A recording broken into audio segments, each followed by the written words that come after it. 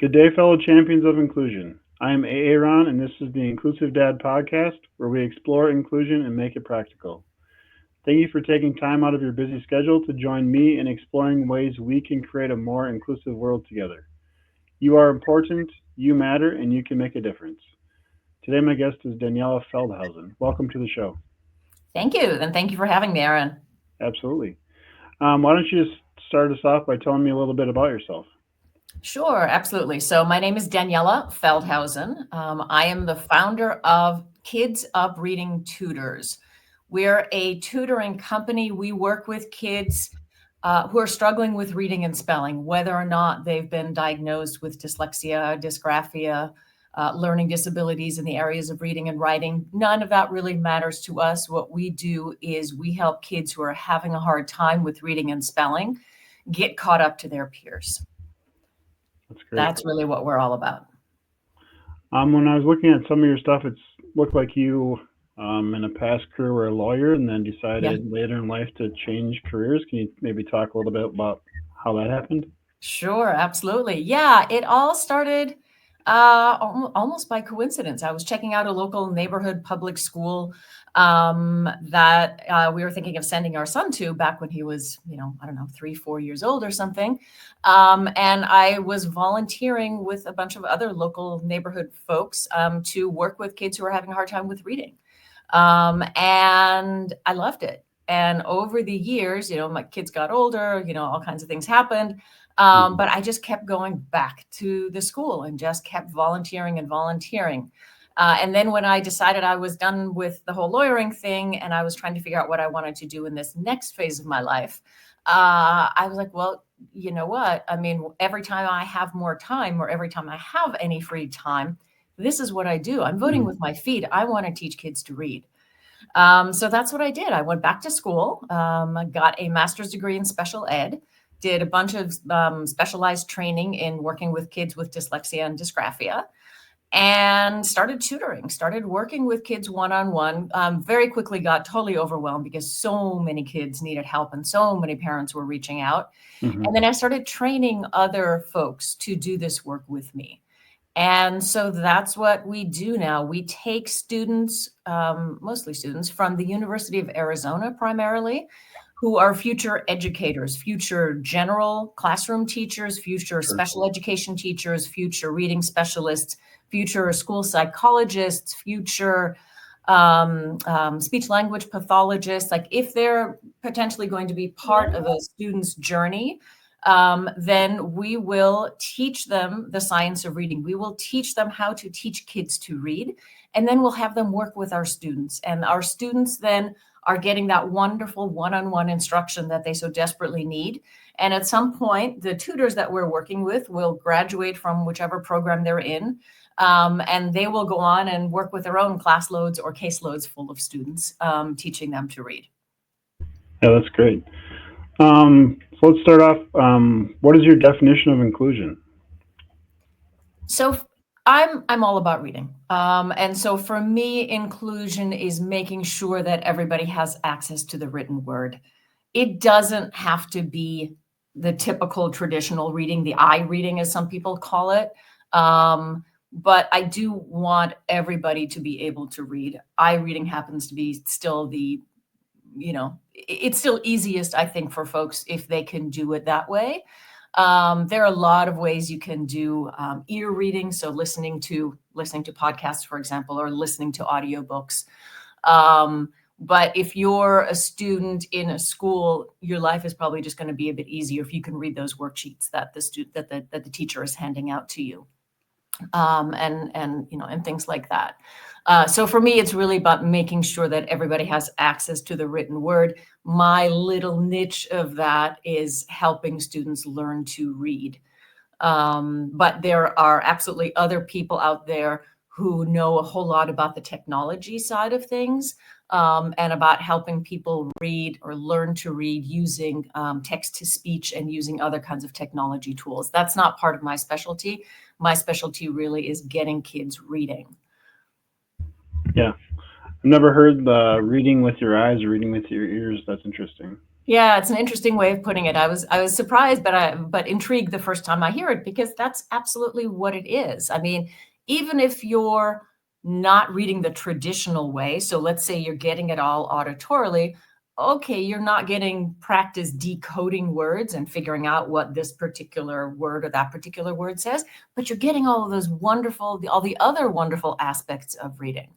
So you're still learning about the world around you. You're learning grammar and syntax and sentence structure.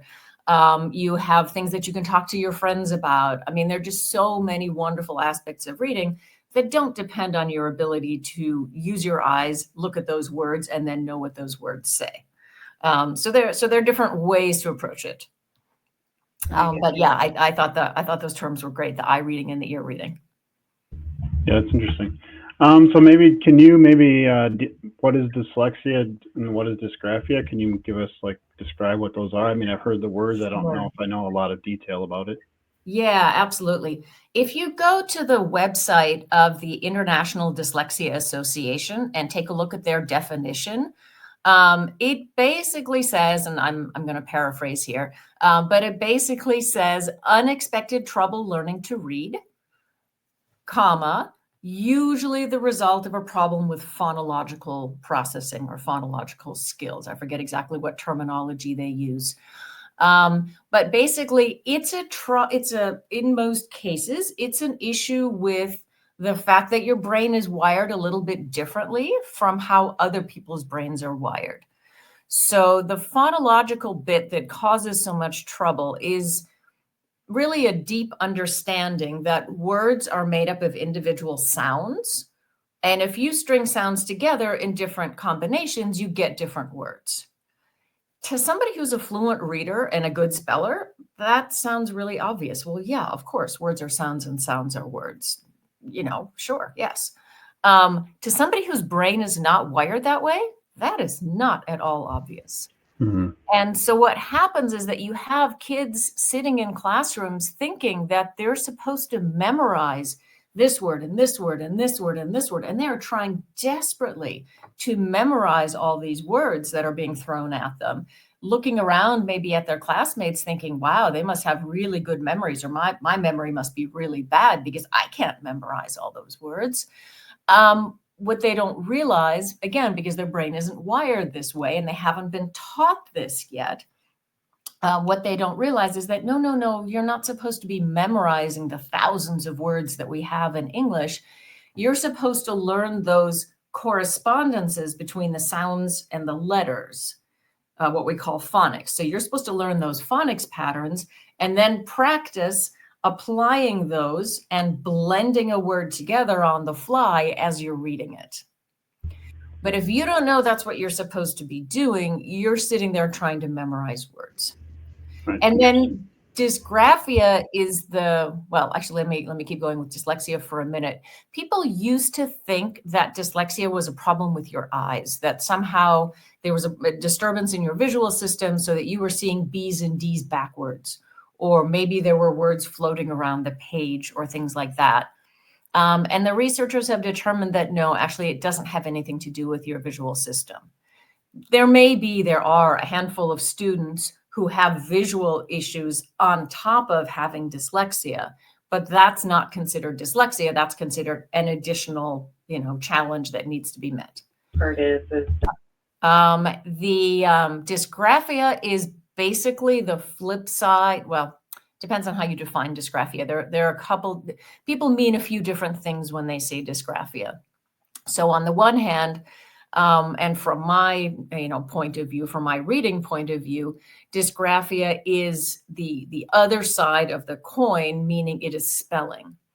So if you don't understand how our system works, that words are sounds and sounds are words, and if you don't know all of those phonics patterns you need in order to be able to decode or read words, well, then chances are you don't know those phonics patterns and don't understand the system well enough to be able to spell either. So the reading part is called decoding, the spelling part is called encoding, but it all relies on your understanding of how the system works and your knowledge of the phonics patterns. And so if you've got dyslexia and are having trouble reading because of this phonological problem, highly likely that you've also got dysgraphia and you're having trouble with spelling as well. But I have to throw something else in there, which is that that's only one part of the definition of dysgraphia. So dysgraphia is used also in a much broader way to say a student has trouble with writing. That might also be a problem with a pencil grip, for example. Like I can't hold my pencil for very long for whatever reason, or maybe my hand hurts, or, so this might be something that you could work on with a physical therapist, with an occupational therapist rather. That would also be considered dysgraphia. So when people say, their child's been diagnosed with dysgraphia, I ask first, well, what exactly do you mean by dysgraphia? Or what exactly did the testing psychologist tell you about the dysgraphia?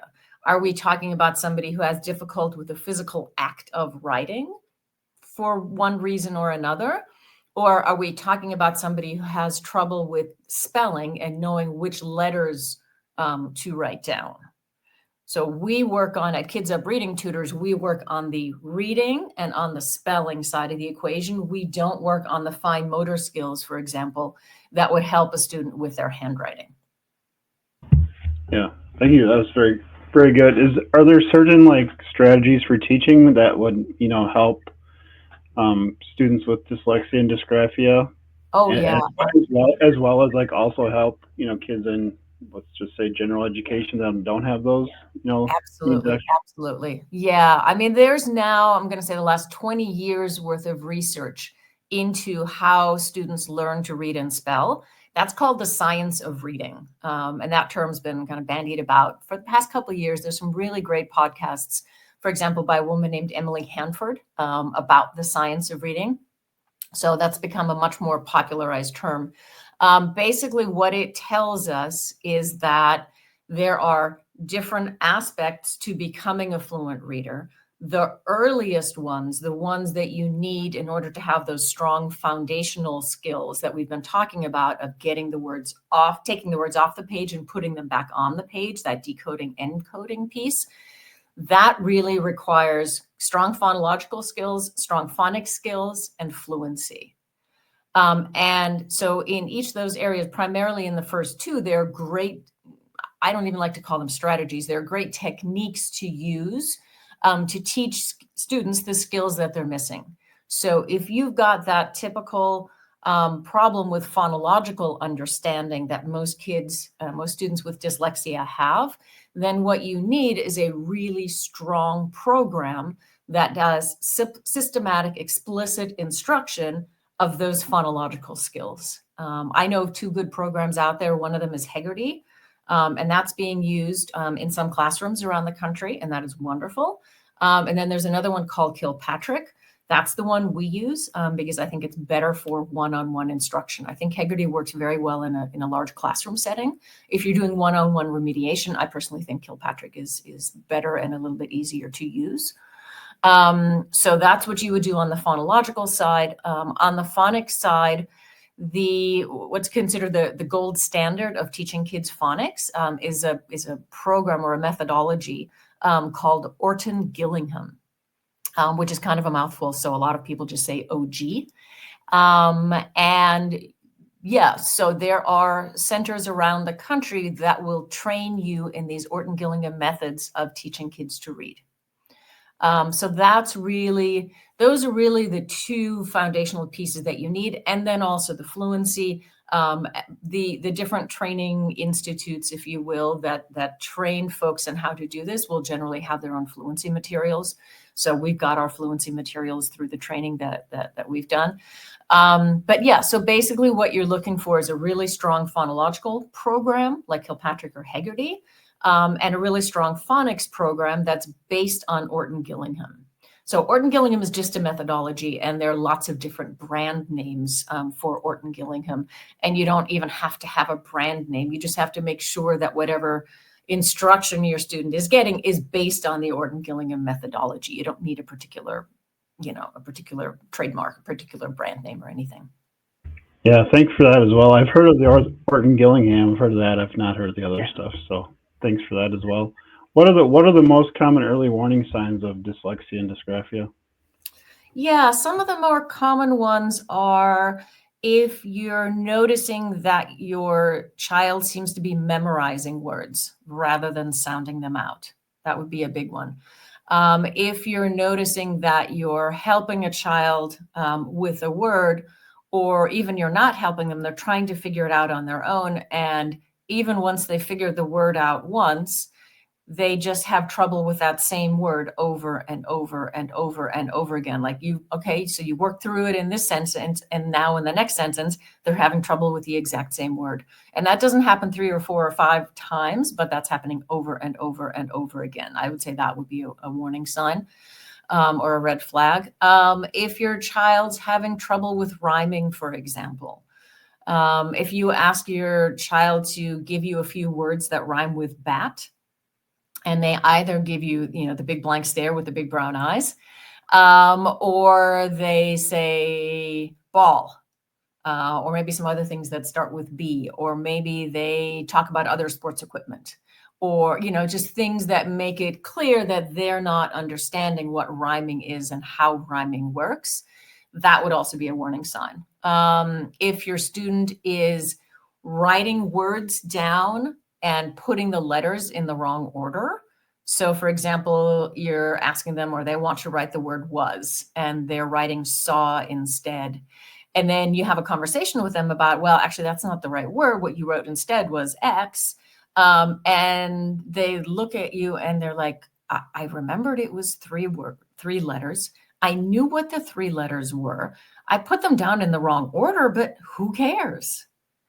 That's a sign they don't understand that order actually really matters. Right. It really matters. We go from left to right, or from right to left, depending on what language you're reading, or up and down. But the point is, there's a system here, and they haven't figured out the system yet. So that would be a sign. There are more signs. If you go to our website, Kids Up Reading Tutors, there's actually a little freebie that you can click on, and then you'll get a longer checklist of different signs, different things to be watching out for. It's obviously not a diagnosis of dyslexia. We're not, only psychologists will diagnose a student. We don't diagnose anybody with anything. What all we do is then solve the problems on the phonological side and on the phonics side to teach these kids to read. Sure. But we're not diagnosing.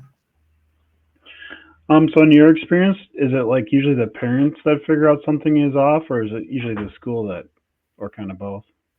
I would say it's a mixture of both. A lot of times schools will pick it up in the testing that they do at school. Okay. On the other hand, the schools don't always pick it up, because what if, for example, let's say you have a gifted student, but they're not reading particularly well. They're only reading at, let's say, an average level for their age or for their grade.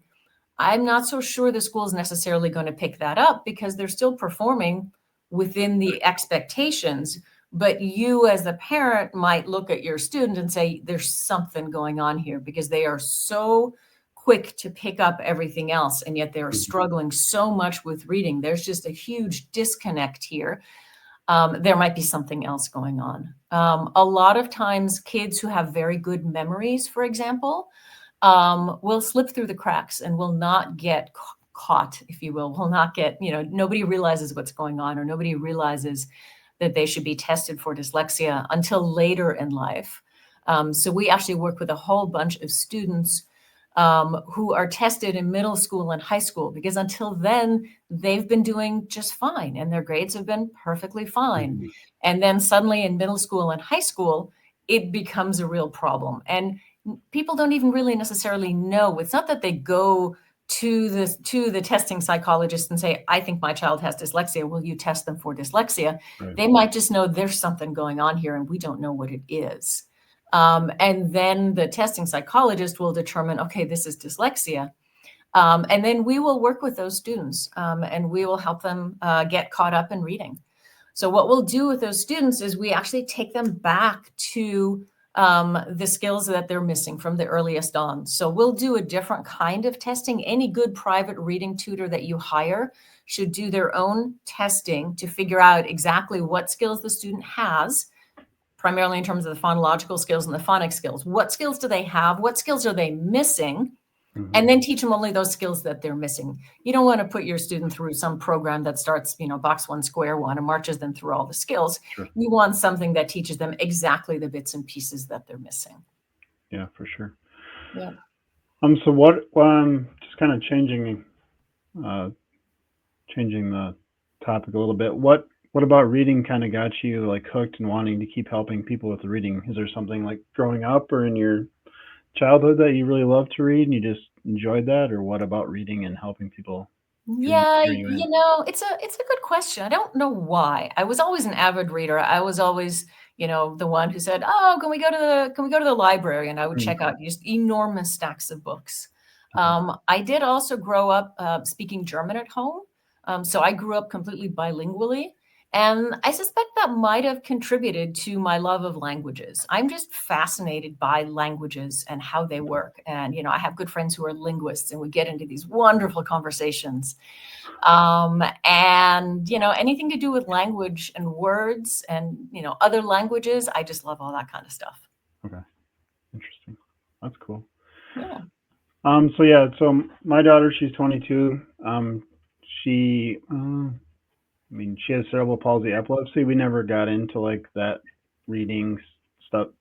She can read like sight words and those kind of things. So I'm really familiar with IEPs, but maybe can you just describe, like, let's say my child, has been diagnosed with dyslexia or dysgraphia. Like how does that, how can they use an IEP, or can they use an IEP to get, their children help in school? That kind of process? Sure, absolutely. Yes, children can absolutely get help in school through IEPs. If you don't yet have an IEP, you as a parent can go to the school and ask for your child to be tested. Like if you have concerns and the school hasn't said anything, absolutely go to the school, talk to them about your concerns. I would suggest you put it in writing, send them an email in addition to talking to the folks at school, just because that will start the clock ticking. Then they have some legal obligations to then do the testing. And then let's assume they've done the testing and you've now got the IEP in place. Then you're talking to the special education team or exceptional education team about the goals for your student. And the goals should include things like working on particular phonological skills, working on particular phonics skills. So maybe this year you want them to be working on learning different vowel teams. And then you might have a list of all the different vowel teams that your student is supposed to be learning as part of their IEP and as part of the SPED instruction.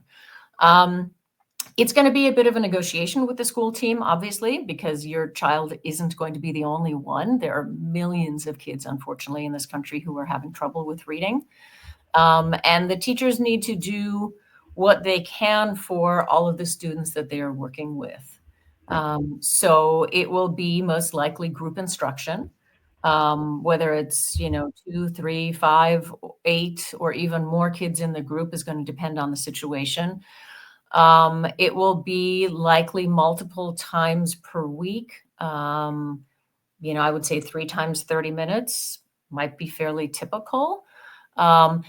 One of the things about IEPs is that the school team will help your student get what's called access to the curriculum. So if your child is having trouble with reading and the school is doing a unit on volcanoes, let's say, part of what the special ed team is going to do might be to read the passage about volcanoes to your student.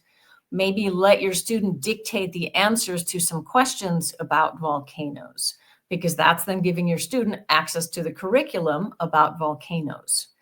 That would be included in the, 3 times 30 minutes or whatever number of minutes you get in your IEP. That's wonderful because you want your student to learn about volcanoes. At the same time, that's time that's not being spent teaching your student to decode, teaching your student to learn about the volcanoes, reading that same passage themselves. So your student can absolutely make progress with an IEP in school. I don't think students very often are taught to read and then graduated out of special ed and graduated out of the IEP. because of the reading instruction they got at school. Even if you have the best teacher in the world, they know exactly how to teach dyslexic kids to read, there aren't enough hours in the day, and you don't have enough minutes on the IEP to give your student the kind of instruction that they need that will actually get them caught up and graduate them out of special ed, Right. Which is a very unfortunate part of reality. So if you want your student to get caught up in reading and to graduate out of special ed, at least the reading portion of it, you're going to have to find someone on the outside who can work with your student. That's unfortunately the reality of it. Yeah, thank you for that. That information. How have you guys been successful? You and your team been successful, like working alongside schools and supporting students, or how does that look? Where you guys are also, helping the student with reading at the same time the school and maybe through an IEP is helping them. How does that process work? Yeah, absolutely. So parents reach out to us. Sometimes they hear about us from other parents. Sometimes they hear about us from the testing psychologist. A handful of schools will also send students to us directly. Either way, our primary contact is generally the parents. And then if the parents are interested in having us coordinate with a special education team at school, we absolutely do that. Not all parents want that, but some parents do.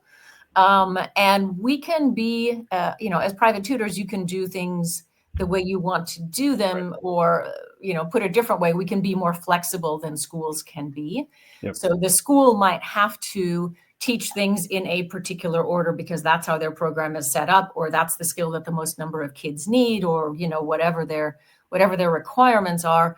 We on the outside can coordinate with the special education teacher and say, oh, you guys need to teach EA next week? Okay, we will teach EA also. We can coordinate with the school to say, well, does it make sense for the student to be getting the same material in school and in the private lessons all at the same time? Or would it make more sense for us to stagger this? And this is going to depend on the student.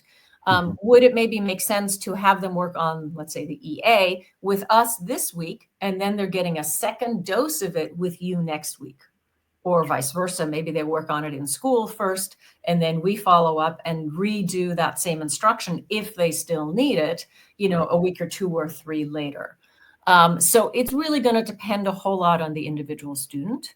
I mean, I'm thinking of one situation, for example, where I was working with a 4th grader who had an IEP, and I was coordinating with the special education teacher who said, well, the student's in 4th grade and we're working on this program. And so we are doing multisyllabic words with R-controlled vowels. So R-controlled vowels means like AR is R, as opposed to AR, and or, so those are R-controlled vowels. The R changes the sound of the vowel in front. And so I said to the teacher, well, he's not able to read 1-syllable words with R-controlled vowels. He should probably get instruction on 1-syllable words with R-controlled vowels first before you launch into multisyllabic words with R-controlled syllables. Yeah. And the response was, yeah, you're right, but we can't do that here at school because this is our program and this is the step we're on, and we're doing R-controlled, multisyllabic words next week. So when it's that kind of situation, then again, we can step in and say, okay, we don't need to follow our, the order that we usually do things in. This student, it really needs to learn R-controlled vowels now. Right.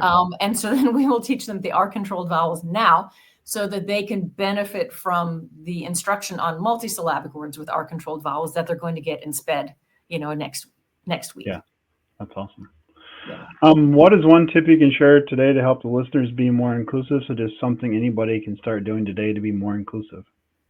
I'm going to go back to what we were talking about before, audio. So, getting a student reading the traditional way, the I way, it's a fair amount of work. Can absolutely be done. We take all kinds of kids and get them reading, almost everyone. But in the short term, I think the way to be more inclusive is to make audio versions of things more available. So if your student's been diagnosed, you can get, I think, Learning Ally, and I think Bookshare is the other one. But there's also wonderful, wonderful technology that is very much helping and supporting kids with inclusion. So speech to text technology, text to speech technology. It's built into your Chrome browser. It's built into, pretty much any website that you would go to. You can get that read to you. And there are all kinds of apps and devices and things that you can use in order that you can speak into that will basically take dictation and then write things down for you. So I would say leaning on technology. It's not going to solve the problems of the worksheets being passed out at school, but it is a wonderful, wonderful thing. Yeah, that's great. I know one of the things about reading, especially talking with the IEP team for my daughter, is like having her to be able to read at a certain level. So let's say she goes to McDonald's or Walmart and it needs to like read what's on the menu or look at different products. Is there technology available, like let's say if you can't read, to go to Walmart and maybe pull your phone up and point at something and it'll read it to you what it is? That just Google Lens, or I guess. Yeah, so I've done that kind of thing with Google Lens and with Google Translate. Okay. So I think that's probably, I'm not as familiar with the Apple world, so there might be something wonderful on the Apple side as well. So I'm not going to say you have to use Google Lens or Google Translate, but I know that those two work, and they will either translate for you, or you can hit the button, you can hit the loudspeaker button, and then they will speak it to you. Interesting. Okay, that's cool. Yeah. I'm old enough to remember when we were in school, like you can't use a calculator because you're not going to have one with you. And now it's like we always have a calculator with us. So right. Let's use the technology that we have on us. Absolutely. Most people have on them all the time to make it work. So that's great. Absolutely, absolutely. Yeah, and there are all kinds of debates right now about whether kids should have cell phones in schools or not. For some kids, it provides inclusion. It offers them an opportunity to participate. But I'm sure the schools are making exceptions for those kids. Yeah, for sure. Where's the best place for everybody to connect with you? Easiest is probably at our website. So it's Kids Up Reading Tutors. And you can learn all about, who we are and what we do there. There are, there's one thing you can click on to get the freebie, Red Flags for Dyslexia. There are other things you can click on to schedule a call with me or to shoot us an email. So lots of information there. Also on the blog page, we've done a whole bunch of blogs specifically about, kids with phonological dyslexia or older students or, lots of good information there. That's great. Are you ready for the last question? Of course. Do you like Spam lunch meat? Yes or no? I fall into the third category. I've never actually had it. Man, it's happening more. I need to maybe rephrase my question. Yeah. So you have not tried it? I've literally not tried it ever. Yeah, no. I imagine it probably tastes a lot like some of the German sausages that I grew up with. Probably. So I suspect I would probably like it, but I have literally never tried it. Never tried it. I asked that question because we live near Austin, Minnesota, where they make Spam and where the Spam Museum is located. So it's been interesting to hear. It's either a fast yes, fast no, or your option of never had it. That's kind of the three. Yeah. I have to say I'd never heard of the Spam Museum before, but if I ever find myself in Austin, I will go there. Yeah, it is very interesting. Honestly, there's a lot of history about Spam and a lot of interactive stuff for kids, and just it's kind of cool. It's a town of 25-ish thousand people, and they get over 100,000 people at the Spam Museum every year. So it brings a lot of people to town. So okay, that's great. Yeah, thank you so much for being on the show today. Absolutely, thank you for having me. Have a great day. You too. To those listening, thank you for allowing me to be part of your journey. It is truly an honor. Please join the podcast newsletter by clicking on the link in the episode description to keep up with the latest episodes. Together, we can make the world more inclusive. Until next time, stay empowered and be a champion for inclusion.